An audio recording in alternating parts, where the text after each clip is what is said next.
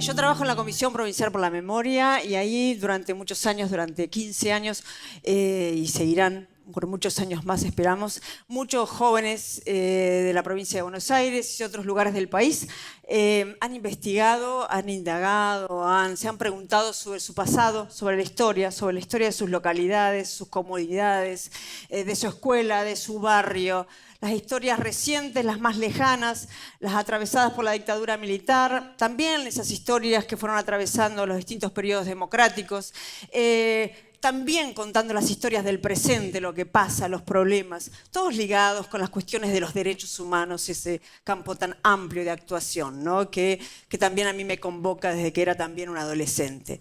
Pero uno piensa cuando se reconstruyen esas historias, ¿cuál es el sentido de la historia? Porque los chicos abordan y chicas abordan las historias no solo para saber lo que pasó, es decir, lo que ya está cerrado, lo que ya no tiene, es irremediable y no puede modificarse, sino que miran para atrás, sobre todo para poder pensarse y saber dónde están, qué pasó ahí, ¿no? ¿Qué es ese lugar en el que habitan? ¿Qué son esas comunidades en las que habitan? Y en definitiva se trata de pensarse a sí mismos y poder definir quién es uno, porque uno de alguna manera también es parte de esa historia. Pero la historia no es algo dado. No es algo dado, es lo que ya tenemos, sino también la historia es algo que podemos construir. Y en ese sentido, el programa Reconstruye el Pasado recuerda para el futuro, que eso es una clave de las generaciones. Porque cuando pensamos en la historia como lo dado, ¿no? Uno nace, no decide ni dónde nacer, ni cuándo nacer, ¿no? Si uno piensa en las múltiples posibilidades que uno ha tenido de... Bueno, en realidad uno es un ser único e irrepetible y nació en un lugar y en un momento preciso y eso es imposible que se dé en otra posibilidad, pero uno podría, y hay tanta gente que nació en otros lugares, no solo en otros lugares, en otros tiempos históricos, ¿no? A algunos les ha tocado nacer en la Edad Media, en Europa, o bueno, algunos, gente que ha nacido en la India, en África, en el desierto, en la montaña, en la playa, también. A algunos se ha tocado nacer en la extrema pobreza, atravesados por el sufrimiento, en episodios de violencia también ilimitada, digamos, como estamos acostumbrados a ver, ¿no? Estamos acostumbrados también a esa violencia que se despliega por el mundo y se ha desplegado a lo largo de los años. Sin embargo, ¿no?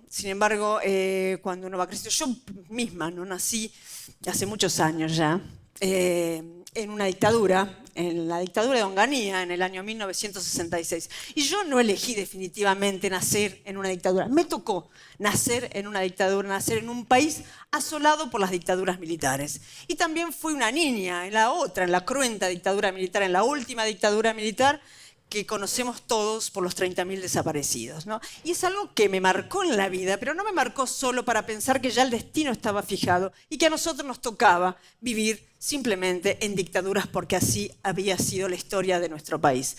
¿No? Cuando uno es niño, ¿no? Cuando apenas nace, porque uno no nace solo, y eso es una buena noticia, uno no nace solo, no elige ni dónde nacer, ni cuándo nacer, pero uno no nace solo. Para estar en este mundo se necesitaron por lo menos dos. Y en ese lugar donde nace, con esos otros hombres y mujeres con las que empieza a dar los primeros pasos, te enseñan a caminar, te enseñan a hablar, y cuando uno aprende a caminar y aprende a hablar, empieza, ¿no?, a desarrollarse y ya lo dado, eso que no elegimos, empieza a ponerse en tensión, porque uno empieza a elegir, tiene que elegir a dónde va, porque ya sabe caminar, y tiene que elegir qué dice y cómo narra la realidad y desde dónde la narra. Y un poco eso es lo que ocurre en el programa Jóvenes Sin Memoria, múltiples jóvenes de distintos lugares, de lugares rurales, de grandes conglomerados urbanos, de distintos lugares del país también, ¿no?, de pequeños pueblos, de lugares del interior de la provincia o del conurbano, de distintas clases sociales, deciden de alguna manera contarse. Y digo, yo como en la adolescencia, es ese momento donde uno un poco empieza a pensar qué quiere hacer en la vida. Y por supuesto que las condiciones en que uno vive también marca esas posibilidades de decisión. Y yo, por ejemplo, que vivía en una dictadura, que fui adolescente en una dictadura, atravesado también por la guerra de Malvinas, y muchos amigos míos fueron a la guerra, cuestión que tampoco decidieron. Me vine a La Plata, decidí venirme a La Plata a estudiar muy joven, a los 16 años me vine a La Plata a estudiar, hice un año libre, bueno, estaba como muy acelerada con venirme a La Plata a estudiar. Y en el año 83 estaba la transición a la democracia, ¿no? Y ahí yo pensé en esto, ¿no? No sé si pensé, pero eso fue lo que me atravesó, que había posibilidades de decidir, ¿no? Y la dictadura se caía por la derrota de Malvinas, los militares se iban y nosotros salíamos a la calle como jóvenes. La primera vez que salíamos a la calle, nosotros no sabíamos lo que era la democracia. Así como ustedes, por suerte, no saben lo que es una dictadura, vivieron una dictadura, nosotros no sabíamos lo que era vivir en una democracia. Sin embargo, pensábamos que la democracia en ese momento era la mejor forma que teníamos de vivir juntos, ¿no? En esto de que no estamos solos, sí, no estamos solos, vivimos en una sociedad, ¿no? Y somos muchos, diferentes, complejos, contradictorios, somos muchos y solo podemos realizarnos en esa construcción colectiva. Y eso es lo que yo aprendí cuando era un adolescente, ¿no? A pensar que se podía elegir, pero no eran elecciones individuales. Nosotros elegíamos la democracia, aunque no la conocíamos, y la elegíamos porque la podíamos construir. Y andábamos por la calle muchas veces, y muy alegres, y muy contentos, a pesar de que la dictadura todavía nos soplaba la nuca y amenazaba con no irse. Andábamos cantando se va a acabar la dictadura militar, y también soñando de todo lo que era posible en democracia. Y una de las cosas que aprendimos, que fue algo que emergió en esos años, fue esta cuestión de los derechos humanos. ¿Qué relación tienen los derechos humanos con la democracia? Porque cuando uno nace, como yo decía, nace en diferentes lugares y no elige, pero sí hay algo que son los derechos humanos, que cuando uno nace con derechos. Muchas veces derechos vulnerados, pero derechos que uno puede exigir. Y nosotros estábamos ahí en la calle para exigir por nuestros derechos, que la dictadura había vulnerado sistemáticamente, desde el derecho a la vida hasta los derechos elementales de la vida política y de la libertad, ¿no? Y eso fue lo que aprendimos de alguna manera en esos años de la transición, a que de lo que éramos, el mundo en que queríamos vivir, la historia, era algo que podíamos elegir y pelear colectivamente y elegir colectivamente y socialmente. Cuando yo hablo de elegir, de la posibilidad de elegir, no estoy hablando de lo que hoy es elegir, ¿no? Lo que marca el mercado. Cuando hablamos de que podemos elegir, no hablo solo de los proyectos individuales, de lo que quiero estudiar, lo que quiero hacer cuando sea grande, dónde quiero trabajar, dónde quiero vivir, qué quiero consumir, si Coca o Pepsi, o qué auto me quiero comprar,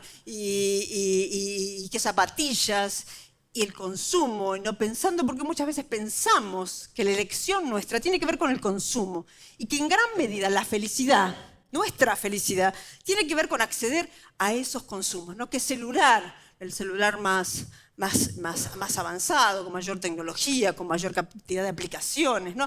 Esa idea, ¿no?, que todo el tiempo se está imponiendo, generando, de que la felicidad tiene que ver con elegir objetos, elegir qué podemos comprar, y el que se queda fuera del mercado de consumo se queda fuera de alguna manera de la felicidad. Y nosotros, ¿no?, como sociedad, como hombres y mujeres que somos también del mundo, no solo en nuestro país, aprendemos que de alguna manera este proyecto que tenemos como personas, como individuos, tiene que ver con los proyectos de los demás. Yo lo he vivido de forma personal, que en los momentos en que me he sentido más feliz, más plenamente feliz, ha sido cuando he logrado, de alguna manera, incidir y transformar la realidad. De alguna manera, porque pude, por lo que hice, por lo que decidí hacer, cambiar y lograr transformar la vida de algunos, mejorarla. Porque lo que tenemos que pensar, que tenemos que vivir bien y que es posible vivir bien. Y los derechos humanos son una enorme plataforma para hacernos pensar en qué sociedad queremos vivir. Cuando decimos una sociedad plena de derechos, no plena de consumo, no de mayores consumos, los necesarios para vivir bien. Y esto tiene que ver con en qué mundo queremos vivir. Hay un mundo que nos ha sido dado, pero eso que nos ha sido dado, hay un montón de posibilidades para poder transformarlo. Eso es lo que nosotros hemos aprendido de los miles y miles de jóvenes que nutren nuestra memoria, nuestras expectativas y nuestros sueños de qué sociedad queremos ser. Porque no solo es lo que uno es, sino en qué quiere convertirse, en quiénes queremos convertirnos. Y de alguna manera ahí entra a jugar la historia, ¿no? La historia como pasado, la historia como patrimonio común. No, hace un tiempo, hace unos años, en Rosario, me pasó que iba en un taxi. Uno generalmente tiene esas conversaciones con los taxistas un poco bizarras a veces, ¿no? Que uno no sabe nunca qué va a ocurrir con esa conversación. Entonces yo le pregunto, como estaba muy segura, yo iba al Museo de la Memoria de Rosario, ¿no? Hay museos de la memoria, museos que guardan memorias, museos que muestran memorias, y le dije, no estaba muy segura dónde quedaba, y le dije, ¿usted sabe dónde queda el Museo de la Memoria? ¿Queda por allá? Yo, sí, sí, por supuesto lo conozco. Me dice, he llevado mucha gente. La verdad que no sé para qué van. No, me dice, no sé para qué existen esos museos, porque la verdad que no existe. El pasado ¿para qué sirve? ¿Para qué sirve el pasado?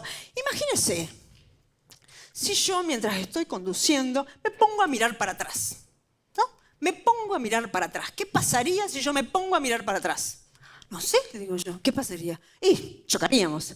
Ah, le digo, fíjese, pero usted se da cuenta que en el auto tiene un montón de espejos retrovisores, porque usted, para poder ir para adelante y no chocar, para girar para un lado, para girar para el otro, tiene que mirar para atrás.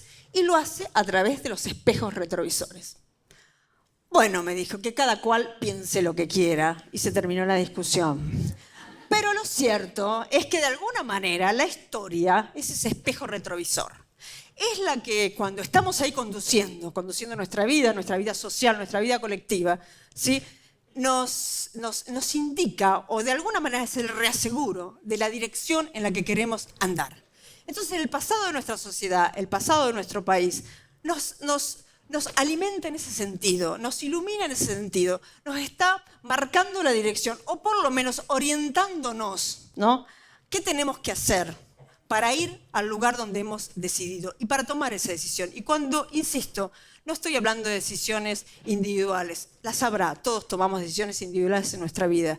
Estoy hablando de esas decisiones colectivas que cambian la vida de las grandes mayorías, de las grandes multitudes, digamos, que muchas veces padecen los sinsabores de la injusticia, de la vulneración de derechos, y que solo pueden encontrar en el otro la posibilidad de transformarse y de ser felices. Porque se trata, y los derechos humanos, a veces tan vapuleados, tienen que ver con la felicidad, con una idea de la felicidad, que no tiene que ver con salvarnos solos, sino con reconocer que tenemos derechos como personas y también reconocer que los demás tienen derechos y que tenemos que estar ahí, ¿no? Colaborando, pensando y exigiendo que cuando se cumplan los derechos de todos, seguramente todos seremos muchísimo más felices. Los derechos humanos, la democracia, tienen que ver con nuestra felicidad. Muchísimas gracias por habernos escuchado.